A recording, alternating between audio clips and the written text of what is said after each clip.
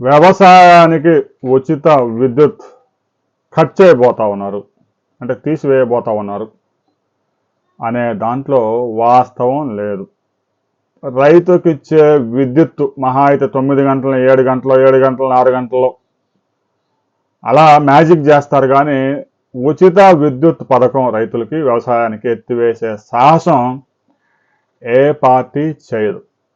అయితే తెలంగాణ అయినా, ఆంధ్రప్రదేశ్ అయినా, పంజాబ్ అయినా, ఇంకో రాష్ట్రం అయినా, ఆ రాష్ట్రంలో విద్యుత్ ఉత్పత్తి ఎంత అవుతుంది, బిల్డింగ్ ఎంత వస్తూ ఉంది, ఆ మిగతా నష్టాలు, ట్రాన్స్మిషన్ నష్టాలు ఎంత ఉన్నాయి అనే దాంట్లో వేరియేషన్ వస్తూ ఉంది.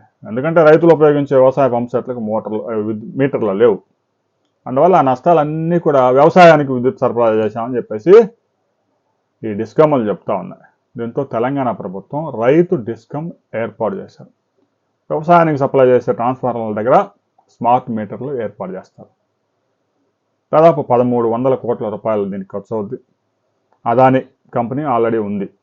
స్మార్ట్ మీటర్లు బిగించడంలో భారతదేశంలో ఫస్ట్ ప్లేస్లో ఉంది. ఆ కంపెనీకి కాంట్రాక్ట్ కూడా వెళ్ళే అవకాశం ఉంది. అయితే తెలంగాణ ప్రభుత్వం రైతుల ట్రాన్స్ఫారాలకి, రైతుల మోటార్లకి మీటర్లు బిగించి ఉచిత విద్యుత్తుకి మంగళం పాడబోతా ఉన్నాయి అంటూ ప్రతిపక్షాలు రైతుల్లో ఆందోళన కలిగిస్తూ ఉన్నాయి. అందులో నిజం లేదు.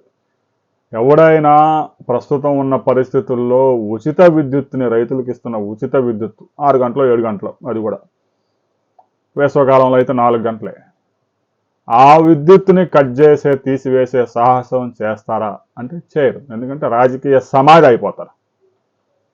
ప్రతిపక్షాలు ఆందోళన చేస్తామని ఆందోళనలో నిజం లేదు.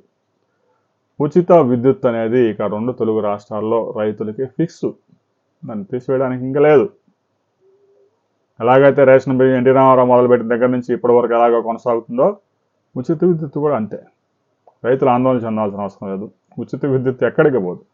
అయితే 9 గంటలని చెప్తారు, 7 గంటలు ఇస్తారు, 8 గంటలు ఇస్తారు. వర్షాకాలం అయితే వర్షాలు బాగా పడితే రైతులకు అసలు ఆ విద్యుత్ కూడా అవసరం ఉండదు. వేసవికాలంలో షార్టేజ్ ఎక్కువగా ఉంటుంది కాబట్టి పగటిపూట 3 గంటలు, 4 గంటలు సప్లై చేస్తారు. ఆ వేరియేషన్స్ మాత్రం చూపిస్తారు.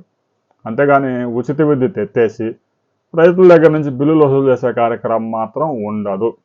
రైతు సోదరులు ఆందోళన చెందాల్సిన అవసరం లేదు. దీనికి సంబంధించి ప్రతి ఒక్కరూ కామెంట్ చేయండి.